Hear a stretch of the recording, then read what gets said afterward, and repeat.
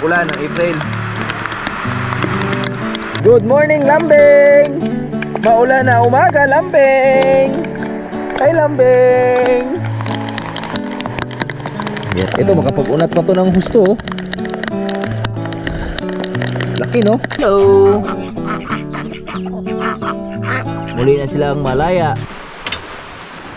Yon, good morning mga boards! So mapagpalang umaga sa lahat namin maraming viewers. At napakaganda na gising natin mga boards dahil ang bumungad sa atin ay ulan. Yan oh, ang unang ulan ng April mga kaboards. Patapos na yung April pero humabol pa rin. Nagkaroon pa tayo ng ulan. Wow! Thank you Lord, napakatagal ng inantay namin. Napakatagal namin hiniling to. Pero sa ngayon, ayan na, binigay na ni Lord. Di pa man ganong kalakas pero pasalamat pa rin tayo dahil napakalaking tulong po yan para sa mga pananim natin. At para dito sa inaararo ni Tatay Rayot, para sa panibago naming project, land preparation. Lumalakas na. Thank you Lord, I'm gonna thank you Lord. Woo! Wow! Yan na siya. Oh! Maulan na umaga. Lakas ah. Pure buyag.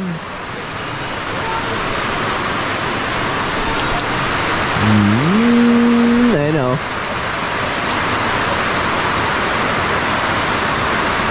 Doon tayong ulan. Kahit.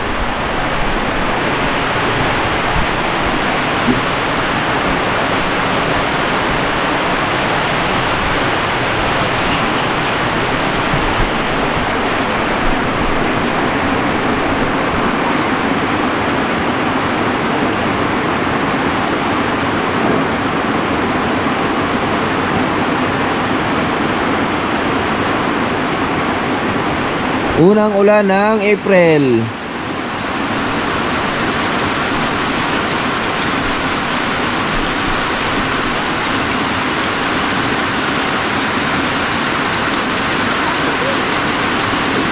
Inom tayo ng ulan mga boards dahil gamot po to. Tagal-tagal na di nakaulan eh. Inom tayo. Talang! Rain, rain, go away. Ganda daw. Medyo madumi pero ano na lang natin, salain na lang natin mga kaboards. Salain natin sa damit. Mahulog ha.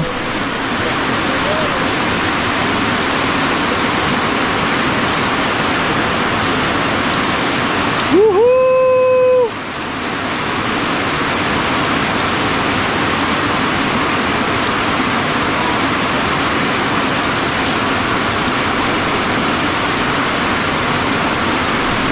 Matagal mapuno. Titingin tayo ng ulan mga kaboards.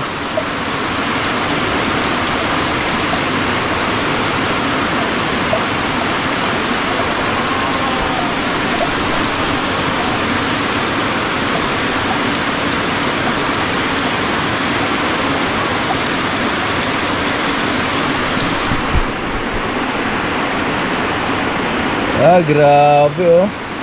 Napakasarap naman sa pakiramdam na nagkaroon kami ng ulan. Okay, tagal kitang hinanap. Woohoo!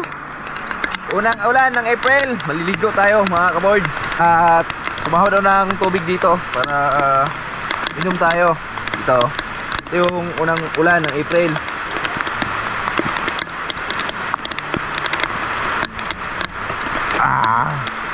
Ang sarap. Mga bata oh. Giniginaw. Grabe sarap nung ulan. Hayaan lang muna natin yan dyan kasi painumin natin yung mga bata dyan para makaiwas sila sa mga subaw-subaw, sakit. At woohoo! Grabe! Napakasaya nito mga kaboards. Maulan na umaga. Hihi! Good morning Lambing. Maulan na umaga Lambing. Hi Lambing. Maulan na umaga. Giniginaw si Lambing. Tignan mo yung mga itik natin, oh. Hoy! Anong ginagawa nyo dyan? Anong ginagawa nyo? Sumisilong kayo. Nasa gilid sila ng fish pan natin. At iikot lang tayo dito sa mga ampalaya natin at papaya natin. Yan. Hello mga anak. Kumusta kayo? Talagang di pa masyadong naka yung ulan, pero pag magtuloy-tuloy pa to, talagang na to mga boards. Hope na to sa ilalim. At tingnan nyo naman yung ating mga papaya. Yan. Tuwang-tuwa po yan. Dahil nagkaroon sila nakainom sila ng ulan. Lalo na yung ating mga ampalaya. Kasi sa tagal-tagal ng panahon na hindi sila nakatikim ng ulan, yung mga bunga nakakaway. Woohoo! Hello! Good morning! At bunutin ko na yung shower natin dahil masyado nang malakas doon. Asan yun? Saan ang garugtong nun? Dito sa taas. Ilabas na natin dito yung tubig. Woo!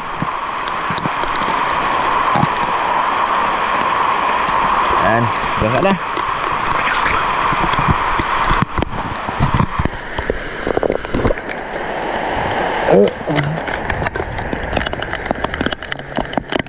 Nga ang palay natin, tuwang-tuwa siya sa ulan. Woo! Yan yung hanap nyo mga anak. Yan yung hanap nyo, ang ulan. Totoong ulan, di yung peking ulan. Kasi nakaraan kasi ang ano nila ay yung mga peking ulan, shower lang. Pero ganun pa man, malaking tulong po yan sa kanila. Yan o.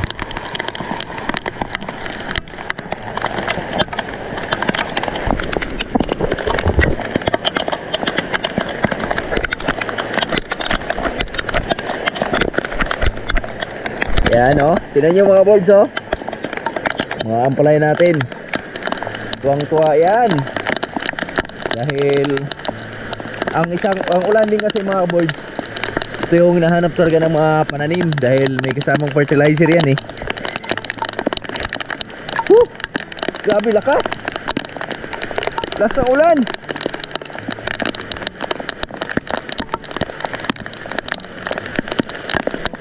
Ano to mga boards?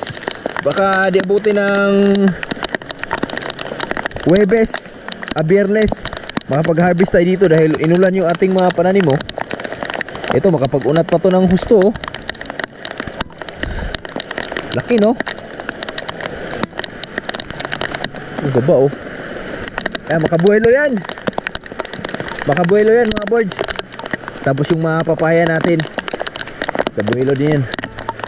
Tapos na pala si Tatay Rayot nag-araro oh. Maaga pala umano si Tatay Rayot. Maaga pala siyang sumalang kasi alam niyang parang uulan, kaya sumalang na siya agad. Woohoo! Ang sarap ng ulan mga kaboy. Ewan ko kung matutuloy si Paring Lakas ngayon dahil naulan eh. Bungkag talaga. Bagsak talaga yung bagal. Oh. Sarap taniman nito.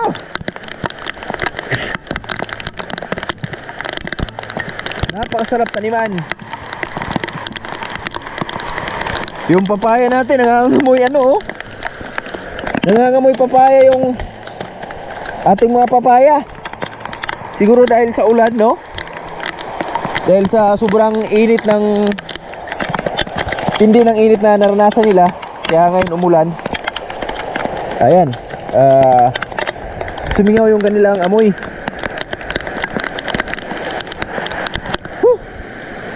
Malamig pala.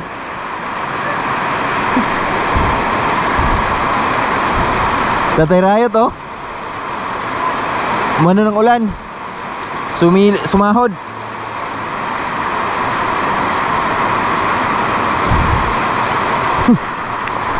Yan niya alam. Sumahod pa lang siya pero ako ay tapos na uminom.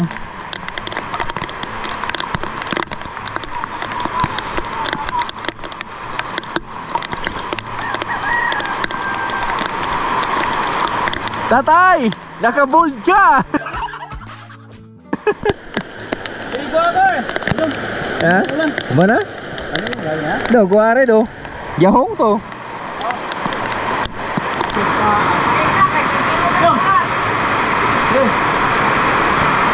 Ay, saging. Ay, wala aral, wala pasok. Nang pasok. Ano yun? Oh. Painumin natin yung mga bata ng ulan mga kaboards kasi unang ulan to eh. Unang ulan ng April. Yan, so pasalamat tayo dahil yung ating mga pananim ay nakatikim ng ulan, lalo ni mga saging natin.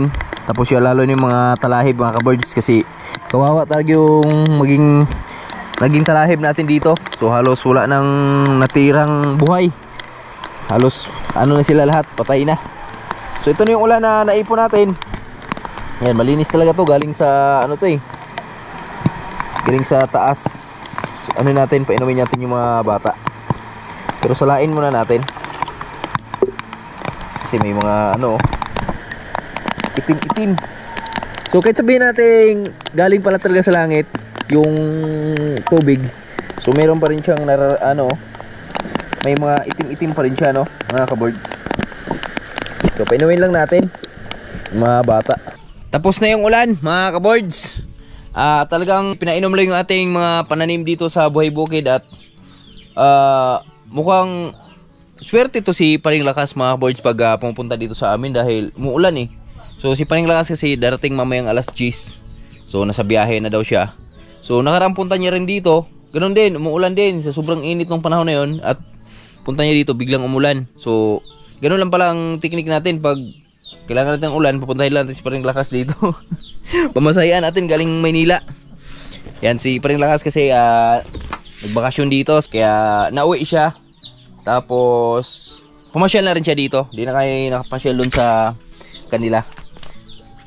At siya na lang yung papasyal dito. So dito tayo sa fish pan ngayon. Papakain tayo ng ating mga alagang tilapia.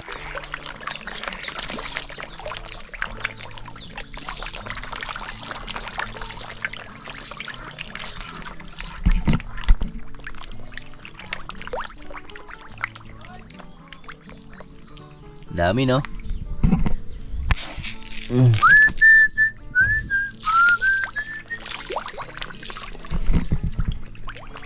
Siguro malalaki na to mga boards kasi ayan oh. Kita natin yung mga bunganga nila. Malalaki na eh. Tsaka may malalaki na ulo eh. Sa bagay naman mga boards, yung nilipat namin dito, yung mga 50 mahigit, merong malalaki nun, mga 6 na piraso. Pero sa tingin ko di lang 6 yung malalaki oh. Ayan yung mga boards, papasilip ko sa inyo to kung gaano kalalaki yung mga tilapia na ba natin. Ano tayo, mag-pingwit. Pero din natin lamin. Balik lang din natin. Pasilip lang namin sa inyo. Si Noknok oh, di na siya nakapasok sa loob. Oh, bigyan lang kita. Dahil kinlose ko na yan eh. Yan, wala nang makapasok ng basta-basta dyan. Yung mga itik sa bibi dito, laging nakasilip sa loob dahil ayun nga, nakikita nila na may tubig sa loob. Pero sorry, bawal kayong pumasok sa loob dahil may mga isda kami dyan sa loob. Yung ang maliliit natin.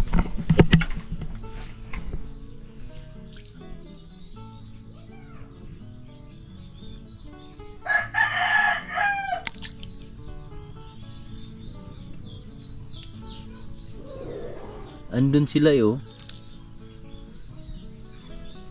Tingnan pag may lumabas na isa. Labasan lahat yan. Ayun na.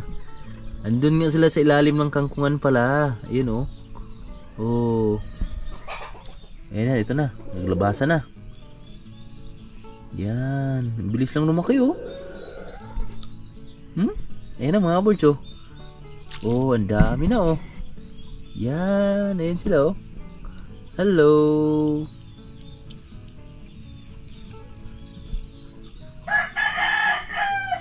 Kita natin kung gaano karami yan oh. Galaw pa lang ng tubig oh. Maliliit pa lang yan ha. Yan. Maliliit pa lang pero kita na natin yung galaw ng tubig yan. Paikot oh.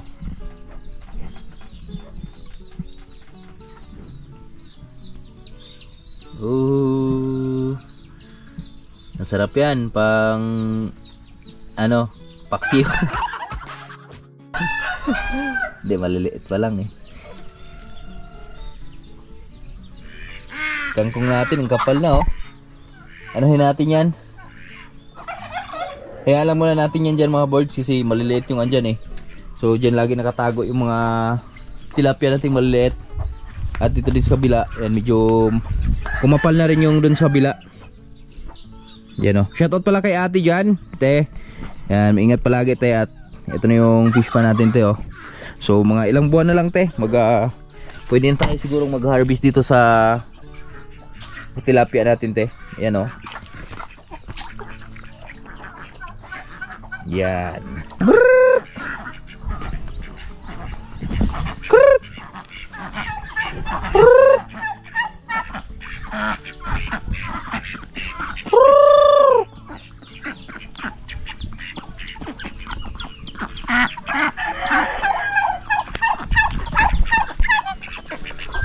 Tingnan mo yung mga itik natin mga birds oh. Yan, malaya na sila uli.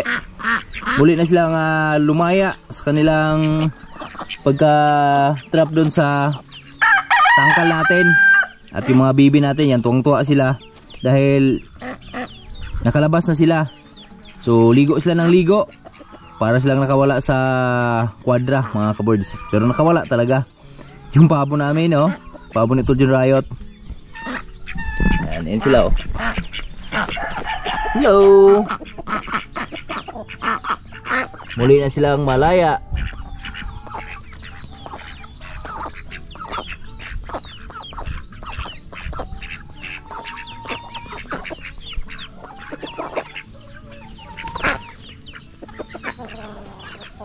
Kusog man.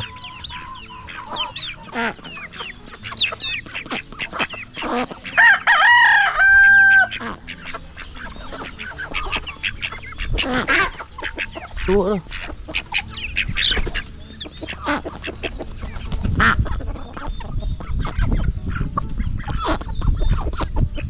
Meron lang gustong i-share sa inyo mga kaboards.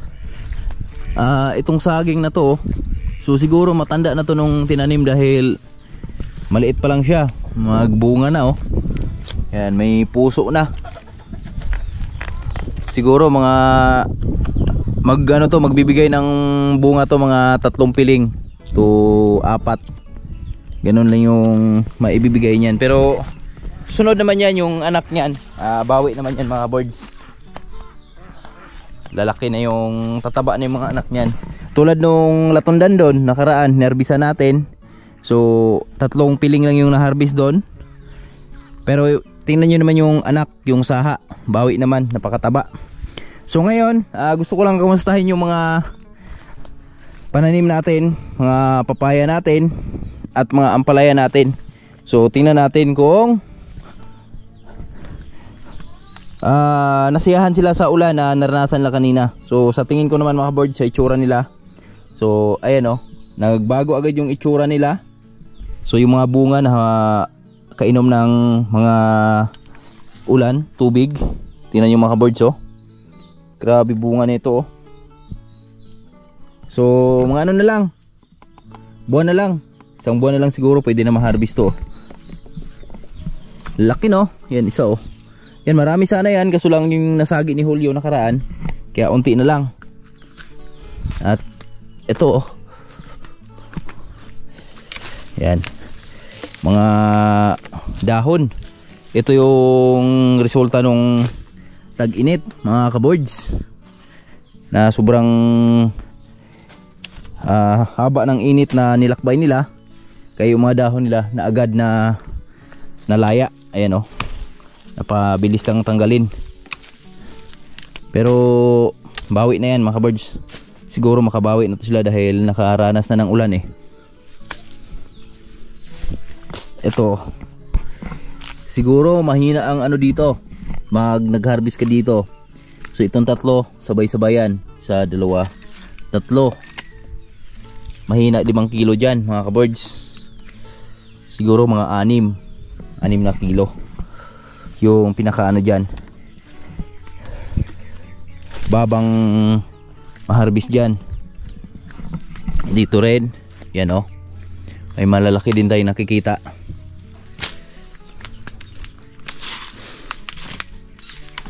Ito maliliit pero marami. Hindi naman ganong kaliit, lalaki pa yan mga kaboards. At syempre yung tubig natin i-ano na natin, i-saksak natin para mapunta dun sa tunaan ni Tatay Rayot. Ayan, lang muna dyan. Dyan lang muna yan. Hindi pa naman mainit. At yung mga ampalaya natin, kamustahin natin sila kung ano yung kanilang itsura. Maganda. Maganda yung kalabasan mga kaboards. Kahit sabihin natin kakaulan lang, pero ayan, parang masaya sila sa kanilang naranasan na ulan. Ayan o, kita naman natin. At kahit sino naman mga kaboards na mga pananim ngayon, at yung may-ari ng mga farm ngayon mga kaboards, talagang sobrang saya dahil sa ulan na binigay ng mahal nating Panginoon ngayon. Sa tagal-tagal nga ng panahon, halos magdadalawang buwan tayo na hindi nakaranas ng ulan, pero masaya tayo dahil sa wakas biyayaan na tayo ng ulan. At katunayan yan, kaabuno lang namin dito kahapon ng hapon, at maganda dahil kanina dapat umaga magbabanlaw tayo, magdidilig tayo, pero di na tayo nakapagbanlaw dahil naunahan na tayo ng ulan. So nabawasan tayo ng trabaho kanina. Tingnan yung mga bunga natin oh. Siguro baka mamaya makapunta ako ng Gihulngan, tanong natin si Ate Maricel kung may ampalaya pa ba siya. Kasi itong ampalaya na to sa Friday na namin harvestan to, pero yung mga ganito kalalaki, para di na ma-oversize, bibigyan lang natin kay Ate Maricel or kay Ate Cording. So mamaya anuhin natin, daanan natin doon. Ayan o. Uy! Hello! Good morning! Kamusta kayo? Masaya ba kayo sa nagiging ulan? Eto, laki oh. 2 dangkal. Ganito ka lalaki mga kaboards oh. Panalo size yan. Yan yung tinatawag na size na panalo. Ayan, bunga oh. Bunga ng aming ampalaya. Kumakaringking na. So ilan pa naman yung malalaki. Siguro tamang tama lang to kay Madam Maricel at kay Ate Cording. Yung malalaki lang talaga kunin namin. At tingnan nyo, ang nagdami ngayon ganito ka lalaki mga kaboards, yung kakaumpisa pa lang ba. Yan, oh. Yan yung marami ngayon sa mga ampalaya natin na nakikita natin. At unat sila ng unat, lalo na dito oh. Yan oh. Oh, unat kayo ng unat. Thank you for the unat. At maraming salamat din sa ulan. Mahal natin Panginoon, walang humpay na pasasalamat sa ulan na binigay nyo po sa amin. Dito pala yung shower sa kabila. So tinigilan mo natin mag shower kasi naulan na eh. Tingnan yung mga saging natin dito, mataba na. Ito malamang ito yung unang tinanim. So tingnan nyo mga kabords kung gaano kalaki yung magiging bunga niyan. At yung sili natin oh, namumulaklak. Meron tayong makukuhang pangsahog dyan bukas. Kasi magluluto tayo ng patutin mga kabords. Patutin. Tubig dito. Napabor kay Tatay Rayot mga kabords dahil medyo lumambot yung kanyang araruhin, lalo na dun sa taas. Kahit sabihin natin patapos na si Tatay Rayot sa kanyang pag-araro, pero pasalamat pa rin tayo dahil napabor kay Tatay Rayot yon, lalo na dito. So mamaya pag nag-straight na ng init, mamaya mga hapon-hapon, so yari na yung mga talahib na yan. Dadaliin na natin yan para yun yung isusunod ni Tatay Rayot na araro dyan. Yan, tingnan nyo mga kabords yung magiging kalabasan nito. Itong mga ampalayan yan dahil nakaranas na ng ulan eh. Yan lang naman yung hiling namin dyan, na sana makaranas na ang ulan yung ating mga pananim. At tingnan natin kung nakatuhop ba yung ulan kanina. Di pa. So sakto lang talaga yun na pangdilig doon sa mga pananim natin dahil yung mga bagal dito, yung malalaking bagal talaga, hindi pa siya nadudurog gaano. Ibig sabihin nun, yung ulan na yon, pangpalambot lang yun sa mga bagal natin eh, no? Tuyo pa yung ilalim ng mga ating mga bagal lupa.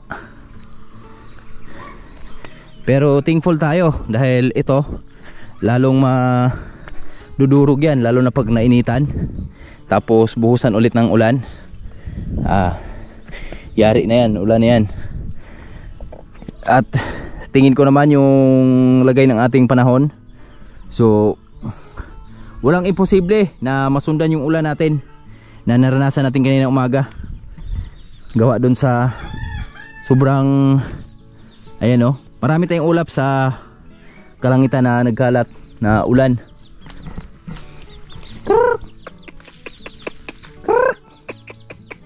Tingnan nyo mo yung mga anak ng Rhode Island mga kabords oh. Ayun yung nanay. Ito na yung hiniwalay niya. Siyam piraso yan. 2, 4, 6, 8, 9. Siyam na piraso yan mga kabords. Ayan. So naghahanap buhay lang sila ng kanila. Pero sa umaga, doon yan palagi sa atin. Nanghingi ng pagkain umaga at hapon. Tapos dito, libangan na lang yan. Mga organic na lang yung kinakain yan. At silipin natin dito kung nag-itlog na ba yung nanay ng Rhode Island. Dito na. Ayan na mga kabords oh. May itlog na pero dalawa yung naging nanay dito. Ayan oh.